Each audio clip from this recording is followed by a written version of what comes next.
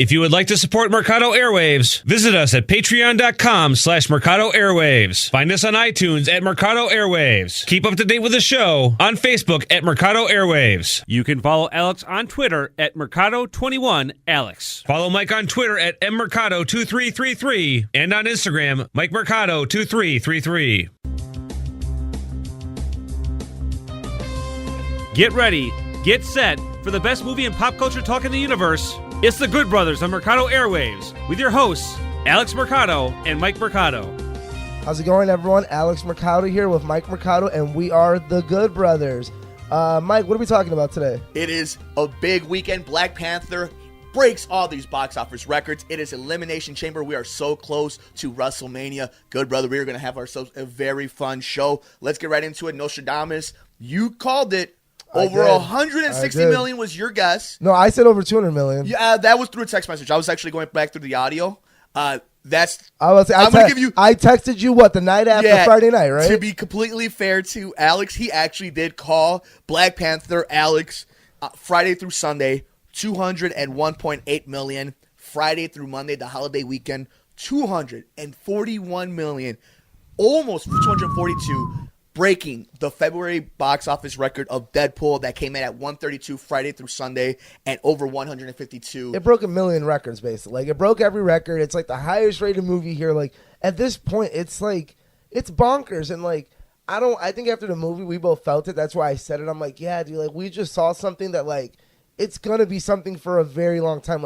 And I'm going to do a second call on this show right now in front of everyone. This movie's going to get Oscar love. Whether it's for acting, because if Get Out got Oscar love around the same time, and Logan got a little Oscar love, there's no way this Michael B. Jordan might get some love. Chadwick Boseman, Lupita Nyong'o, Ryan Coogler himself might get some love. This movie will get love come Oscar season. And it is very early call. All the setup with Logan and Get Out last year, wow, Black Panther making the money it did, being rated the way it did. This is a Star Wars movie we released, except it's socially commentary. Right.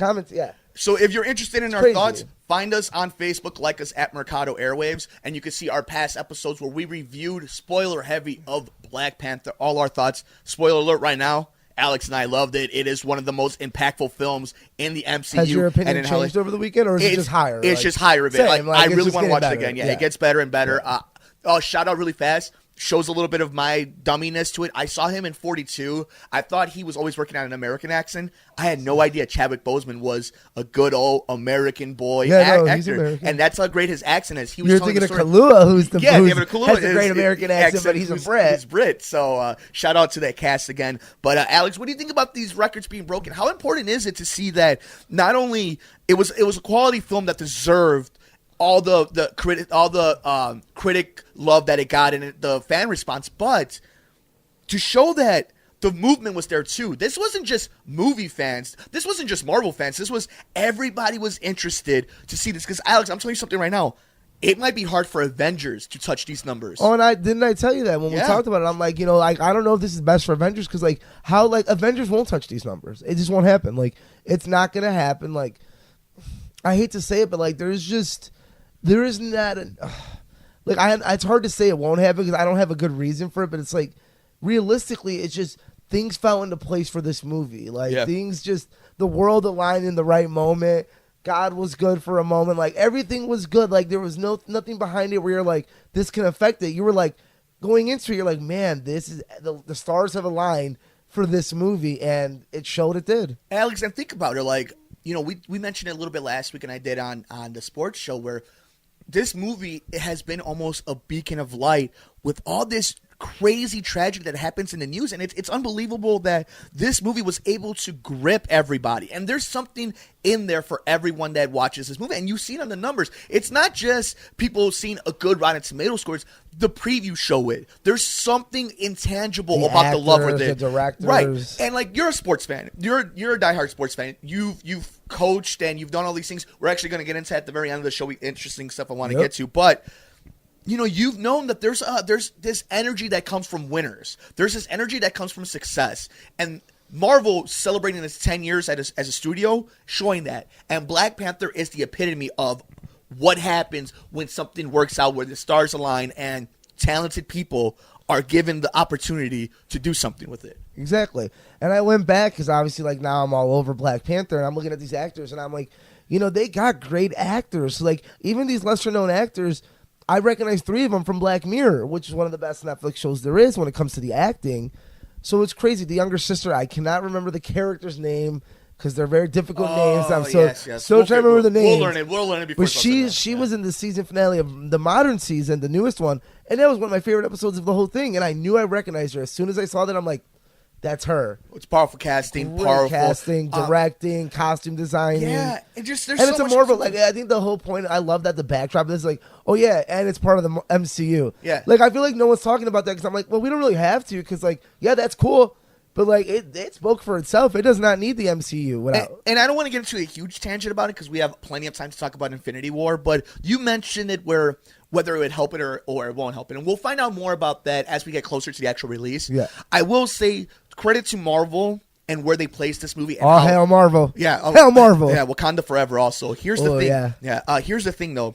I think this movie is such an anomaly. It doesn't affect anything but positive towards Avengers for one simple reason. It is different enough. There is a different sentiment to this movie. It's not the translation isn't I want Black Panther-esque movie for Avengers. It's I got what I wanted, and now a lot of people's new favorite character, a lot of people's favorite character in cinema right now is now going into this movie, and he is featured. And now going back and watch that Avengers trailer. Oh my god! And I was gonna bring that up to you because I'm two points I'm gonna bring up to you. One, as soon as Black Panther was done, guess what movie I watched that night? Civil War. Because I'm like, you know what? I'm gonna give Civil War another chance. And I noticed 2 things about the movie. One, my point has corrected. Zemo's even worse. I won't disagree with the Zemo thing. He's worse. Yeah. Like, he's worse the second time. I'm like, wow, this is the worst bad guy. And I love the actor who plays Zemo. Like, he is worse than the bad Thor bad guy in a bad Dark like, Elves. Yeah.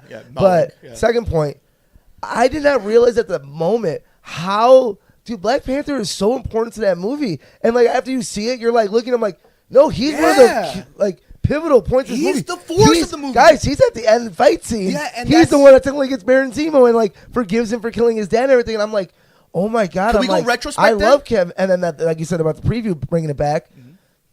You look at you're like, wow, we're gonna get at least one. Like I guarantee at least a fourth of that movie's in Wakanda, which you're gonna have to do it. That's why there's no reshots or anything. I'm like, they knew going ahead, like, no, this is going to be big. We're already going to put him a lot in. I got goosebumps thinking about, like, how ingenious it is. And I don't know if it was planned or not, but you going back and being Black Panther, Chadwick Boseman, T'Chaka's death with T'Challa becoming the new King of Wakanda, how he is the force. He's the energy. He is everything in that movie. Amazing how much growth he's had in 1.25 movie. And then you see him in Black Panther, right? And then you see everything about that character. And then, like you're saying, watch that trailer and be like, that is the scene. He's like, get that man a shield. You're like, oh my god, yeah, like it all goes back to and Black you can Panther. see Tony Stark's suit, and like that's probably vibrating. Like we can go on. We'll break down the trailer more near the movie because there is a lot of Wakanda in there. So shout out to Ryan Coogler. Shout out to that cast. Shout there out was to Marvel. What's the big gorilla's name? I saw the meme. Like he's in the background too. Kapaka, something like that. Oh my he's in the goodness. background. Yes. So I'm super excited. I'm like, oh my god, he is in the background.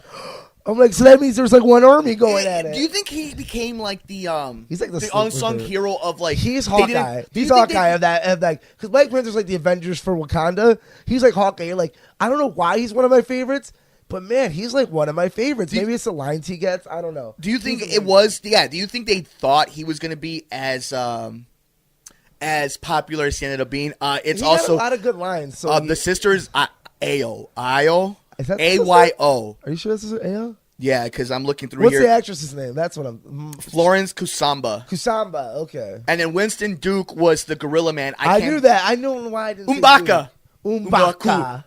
And it's M apostrophe BAKU. Yeah, I got to practice these because he's in the preview duel of Avengers. You were saying like there's just so much. So it's the sister.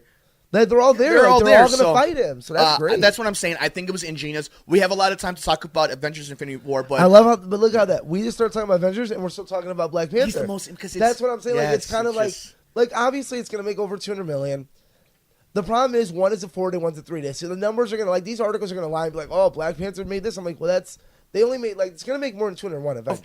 It's gonna, at least 210, maybe. Yeah, probably. Now, do I think it's gonna make what a Black Panther made in 4 days and 3 days? No, probably not. No. 220, 215. Probably. Yeah, and I think it probably has. The real question is, which one is going to have more leg standing power at long term? We're not even a week. That's what I'm saying. We're not even a week. Like we're about to be a week from when we saw Black Panther, and look how much this is the biggest thing in the world. They say worldwide it's like 452.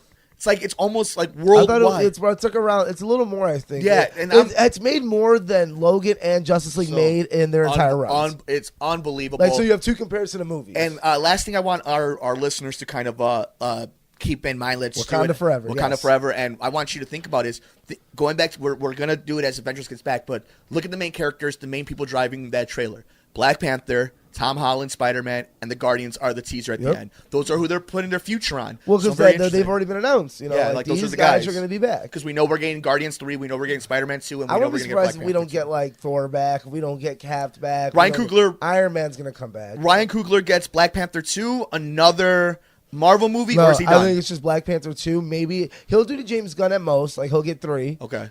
And then I think he's 29, 30 maybe. Like, and he's 3 for 3 movies. Like he's gonna be the next big thing. So like he's gonna make some like dearer movies. Like I wish he would have made Detroit as much as I liked, as much as I Bigelow, but I'm like he probably would have done a little better job with Detroit. Can I give you a dark horse out the box thinking a cast Star and Wars?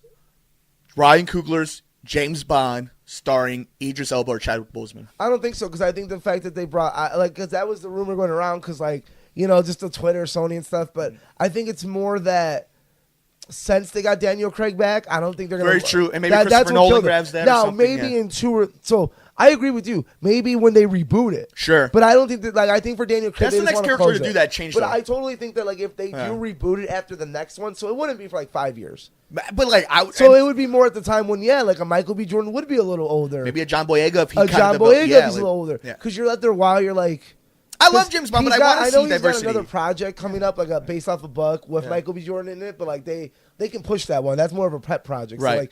So, and they can pound that out. He's going to get probably one more blockbuster before he goes for that one. Oh, he's doing the Nolan route. He's absolutely doing the Nolan route. Shout out to Ryan Coogler. He's literally the young African-American Nolan. So you got a big competition this weekend, but before we get to that competition, Alex, it is Elimination Chamber weekend. We are so close to WrestleMania. Just in general, going into it, Royal Rumble was a lot of fun. And then Rumble was great, and it's been so shitty since. Rumble was so much fun, and now you're watching this, you're like, wow. After that, they can't mess it up. And you're like, Raw's been fine, and SmackDown's been terrible. Why do you think that is, though? Do you think... SmackDown, it's because these random pay-per-views. It's just Rumble is so far away from Mania that, as fans, you're there's some disbelief at the end of the day, but at the same time, you're like, we know you can't do anything too crazy until these pay-per-views, so the shows are kind of pointless. At least Raw's been doing different things. I like the Gauntlet match was fun. Yeah. That was cool. I mean, Seth Rollins went all night. SmackDown, it's 2 hours. I don't know. They just don't use, half the superstars you Rusev hasn't been out in 2 weeks. Well, but why is that? They have the time. Shinsuke? Where's Shinsuke? He won the Royal Rumble. And I get it. Half of it is the work to make you forget things. And it's you can't put Shinsuke on every week. You can't put Rusev on every week because then it's going to get old. Yeah. I get that. But then why am I watching live? Is it the fact that it's live and there's so many shows, there's so much wrestling? We're going to have Elimination Chamber this week. In 2 weeks, we've had the other one? 7 guys, or 6 guys, fighting each other, Dolph Ziggler and this guy. And we don't know any storylines going to WrestleMania. The truth is, by this time we should already kind of have an idea of where things are going. Maybe that's why Raw's better, is because their pay-per-views earlier. Yeah.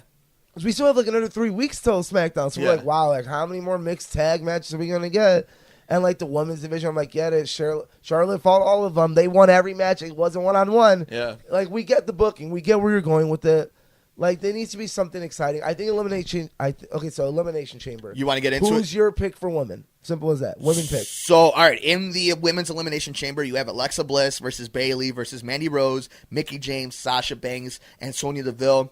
Obviously, the whisper in the wind is what's going to happen with Asuka. We have Ronda Rousey coming to sign her quote-unquote contract with I'm going to tell you the first thing. I don't think Ronda's doing any title things at WrestleMania. I think she's doing her separate match. So we're going to have 3 women's matches. You agree with kind of what the rumors are? We're going to have 3 women's. 2 titles and a Ronda Rousey match. Rousey might be a mixed tag. But yes. Okay. So keep that in mind. All right. I think hers is more of a presentation than an actual, she's going for the title. I think they want to run with Asuka, and I think they want to run with Charlotte for a little bit. Okay. The only way I could see it, and I think they're going to throw Nia Jax in there. Interesting. So what I think is going to happen is out of those people, I think we might get 4 women matches, honestly. Okay. Or 3 women in a mix. Because I think we're going to get Charlotte and We're going to get Bayley and Sasha because that's where the turn happens. So one of them wins. Who wins this chamber?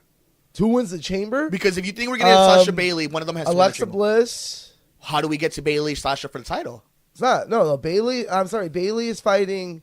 Yeah, Bailey Sasha. Alexa has the title. And they're all in the Elimination Chamber. So how do we get to WrestleMania? So Bailey and Sasha are going to, like, something's going to happen in the chamber. They're both eliminated. Oh, they're just going to have a match. I think Alexa just wins. I think she retains. Wow. I think that's what's going to happen is, like, something crazy happens with them two to throw everything off. Nia Jax is fighting Asuka. I don't think that's And about Nia Jax when she's in the WrestleMania match. I think it's just going to be Asuka versus Alexa Bliss.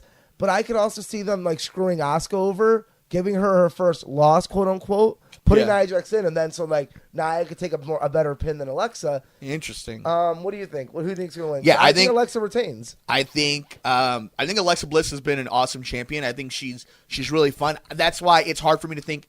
You don't want to put a baby face against Asuka because nobody's going to boo Asuka. And I think Alexa Bliss, there might be an interesting way where you could do Alexa's a double turn. Heel. But that's what I'm saying. I think Alexa Bliss is an interesting thing because you might see a double turn where people are like, Asuka's picking on. But what is Asuka? Asuka's just Asuka. Like, I think that she's like. Asuka became a heel at the end of her NXT run. But I think she's more like a Brock Lesnar. Where, like, there's no heel and face. He's just him. Sure. You know, like so he's just Brock Lesnar. He's a monster. I'll go with you. I think Nia Jax wins. Because I think Alexa Bliss is going to win the chamber. I think she's going to cost Asuka the match so that she can have Nia. Because I think maybe her. Eventually what you get is Asuka puts over Rousey at SummerSlam. Okay, I can see that too and put the title on her. That's going to be, but like I don't think you let her go in undefeated. But I could also see them thinking like, okay, no, let's keep her undefeated. Alexa Asuka. Yeah. But it will be Alexa Asuka. It's just all whether Nia Jax is there. And a match that literally means nothing but Matt Hardy versus Bray Wyatt. They've absolutely wasted both of these characters. I think they'll become a tag team eventually. Same here. I think that's the easiest thing. Give them titles. And Alex is like hard. We're looking at this right now. It might change. If it does, we'll update it on the Saturday show. But in the main event, presumably, we don't know. Like the women might main event it because it's the first ever Elimination Chamber. But right now, that's what people are saying. We'll be able to tell who's going to get a bigger swerve. Because here's the thing: if the men's, let's go with men's picks. I think Finn Balor wins this. So you think? I think we're getting Reigns and Rollins at WrestleMania as a match. Wow. And I think one of them turns heel, possibly Reigns. I think that's when we get the big turn. Like you think it's Rollins, Reigns turns heel on him. But I think Finn Balor. I think they've been setting up with him and the Bullet Club. I think that's the only way you're going to beat Lesnar eventually. Yeah, okay. Finn Balor wins. This is what I think. I think Finn Balor is going against The Miz at WrestleMania. I think that's Strowman. Okay, that it could be. Because I think they're like, you know what? Let's give Strowman that IC title. For sure. That's an interesting take because I don't think they're going to do Braun and Brock again anytime soon. No, I think that's done. I think they kind of wasted it. Because I don't think if Braun had been as big as he is 3 months later, he would have won the title there. So Elias maybe against Cena at Mania? I think Cena's going against Undertaker. Okay, keep in mind that then.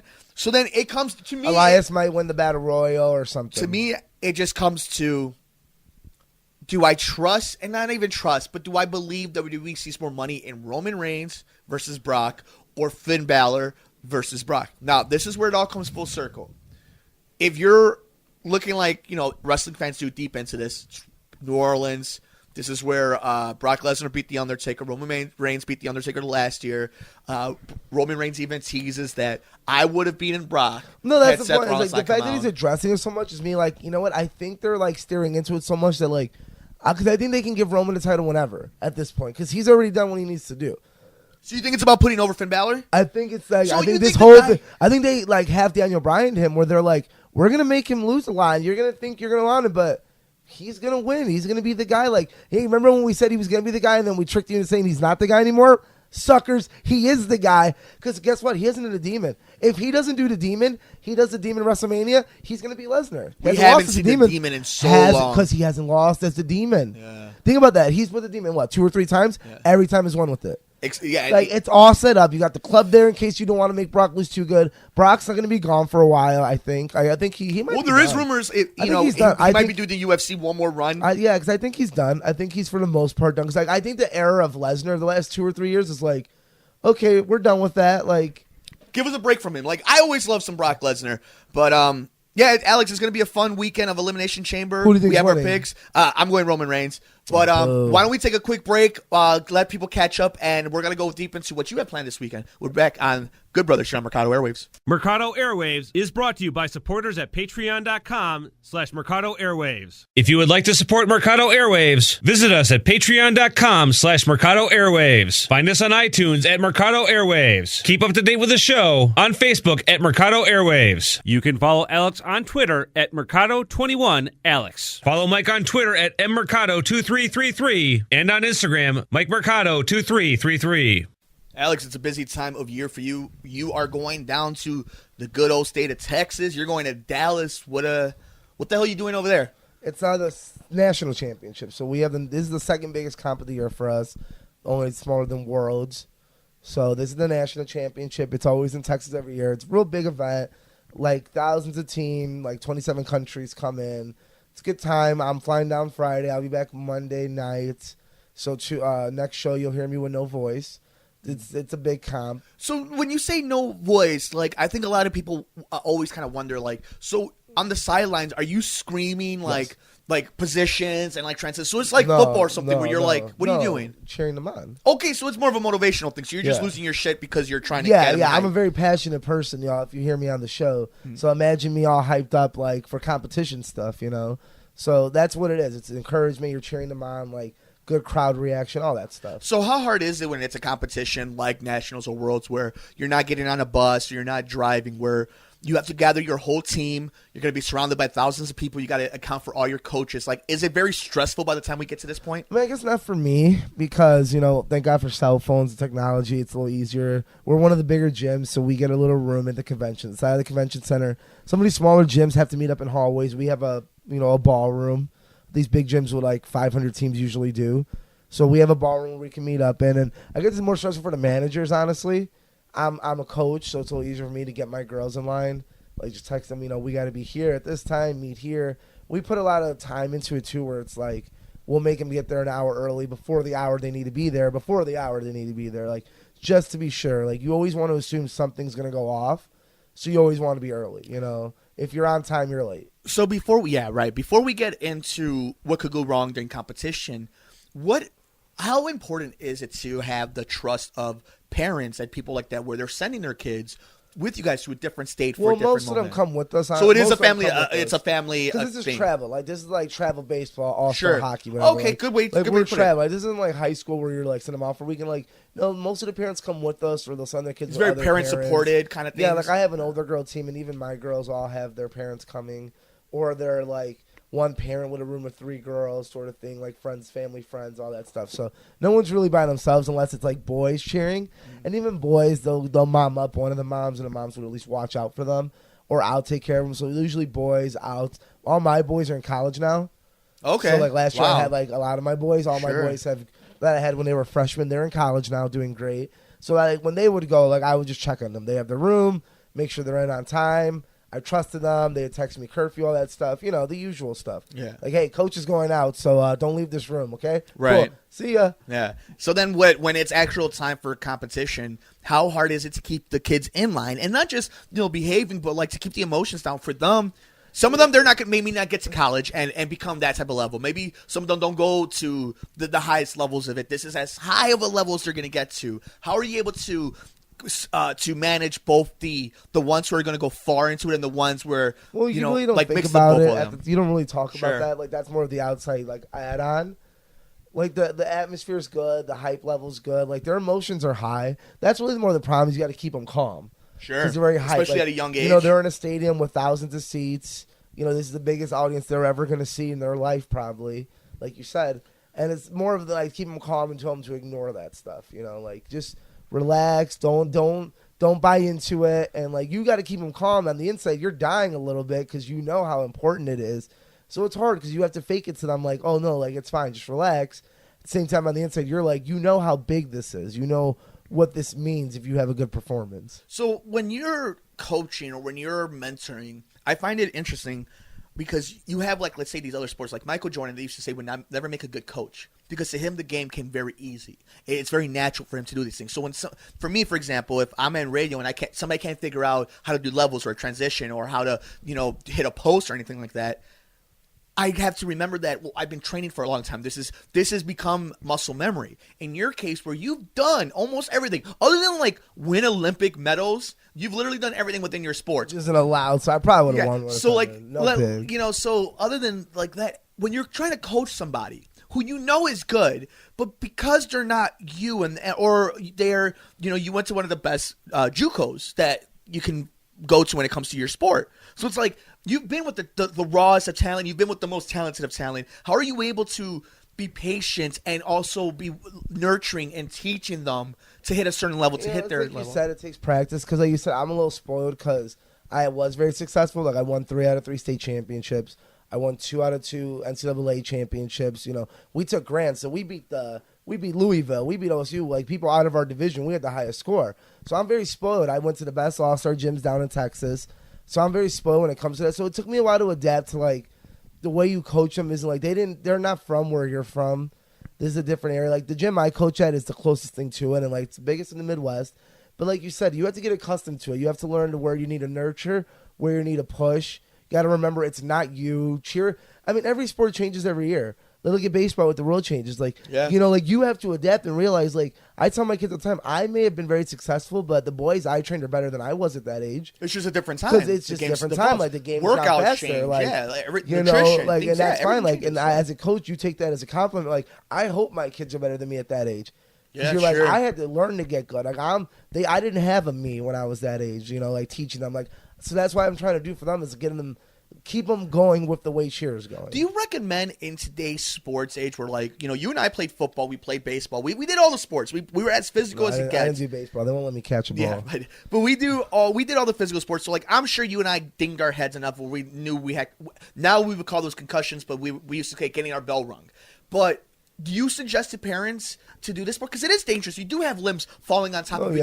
There are human bodies going up in there coming down. I call them concussions. I take that very seriously. Yeah. I got a few in college. I take concussions very seriously. I'm concussion protocol. I'm certified in everything. Good. Because you have to be. You have to be today's So I can tell the signs. Like, you can tell when a kid's concussed right away and whether or not they want to tell you or not. So, I take that very seriously because, like, there's nothing in this world more important than your brain, than your health. So, right. It doesn't matter. Like, you can be in the NFL, like, making billions of dollars, and it's still not okay for you to if you're damage your brain. It just doesn't, like, there's no, and, like, if that's not okay for them, of course it's not okay for a child who, go to school, go to college. Like, obviously I was a little different. Like, I wanted to be a rebel. I was like, I do good in school regardless. I'm going to go cheer in college. Like, when people always, what was your major? I'm like, well, cheering and writing. Yeah. I'm like, that was my major. I'm like, I went down to cheer, and I just happened to go to school. To do writing too, which I liked. But I was realistic. I was like, no, I want to go cheer because this is the best team in the country, and I want to win some rings. So I think it's fun. I try to teach kids, like, don't do that. Like, have the thing in line. And then pick, okay? If you would like to support Mercado Airwaves, visit us at patreon.com/Mercado Airwaves. Find us on iTunes at Mercado Airwaves. Keep up to date with the show on Facebook at Mercado Airwaves. You can follow Alex on Twitter at Mercado21Alex. Follow Mike on Twitter at mmercado2333 and on Instagram, Mike Mercado2333. Mercado Airwaves is brought to you by supporters at patreon.com/Mercado Airwaves. Well, awesome stuff, Alex. Good luck to you and all the kids going down there. Safe travels. What do you guys get this time you win? You guys get a golden bucket, a blue jacket? What do we get? So I have my show Mike all the jackets we get. Yeah. This one's a very well-known trophy and everything. It's a big trophy with a big megaphone on top and these leather jackets. You've seen me wear my leather one. Yeah. I got a few of those. They're trophies, obviously. So, we'll see. Like, this is probably, like I said, the second biggest trophy you can get. Right. This is because so again, it goes back to different conversation. Same company. So I've won this championship for All-Star and college. Interesting. It's the same brand. But like I said, we'll do a whole cheer thing. We're definitely. So much maybe when the season ends. But we're talking travel-wise. Like, nervous to fly. I hate flying. It's not natural. We don't have wings. What is the flight to Dallas? 2 hours? 2.5. That's not that bad. Like You'll fly through it. No, luckily we got good weather. This weekend's going to be like 70, thank God. But I hate flying. No. It's so unnatural. No, I agree. Look I had this argument when I went to San Diego. I'm like, humans are supposed to be in aluminum tubes 32,000 feet in the air. Nicole loves to fly, but Nicole's evil, so that's that's a whole thing. WrestleMania. No, we're going to get close to WrestleMania because, we might be together sooner than later, all three of us. Well, that's a little teaser. That's what we call in the professionalism a teaser, Alex. A teaser. Very good. Safe travels, good brother. Good luck to you and the kids. Bring home the golden jacket. Gold, leather jacket, golden megaphone. Thank you guys so much for joining us on another episode of The Good Brothers here on Mercado Airwaves. I'm Mike Mercado, as always joined with the good brother himself, Alex Mercado. Wakanda forever. Wakanda forever. Thank you guys for joining us, and we will see you next week on another episode where you'll be able to hear me beautifully, and Alex will sound like Kermit the Frog. We will see you on the next episode of The Good Brothers here on Mercado Airwaves. If you would like to support Mercado Airwaves, visit us at patreon.com/Mercado Airwaves. Find us on iTunes at Mercado Airwaves. Keep up to date with the show on Facebook at Mercado Airwaves. You can follow Alex on Twitter at Mercado21Alex. Follow Mike on Twitter at mmercado2333 and on Instagram, MikeMercado2333. Mercado Airwaves is brought to you by supporters at patreon.com/Mercado Airwaves. Thanks for joining us here on The Good Brothers, here on Mercado Airwaves.